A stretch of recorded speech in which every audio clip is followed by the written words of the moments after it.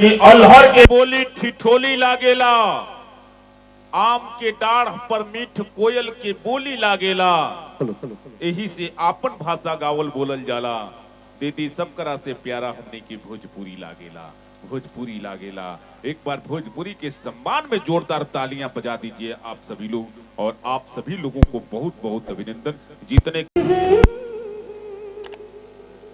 चुपके से का कैला तू, नस नस में तू गईला समा,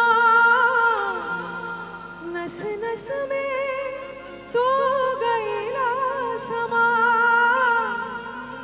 डाल दिलो परे सानी में गजब के रोग धरा देहला ए राजा हमके जवानी में, गजब के रोग धरा देहला ए राजा हमके जवानी में।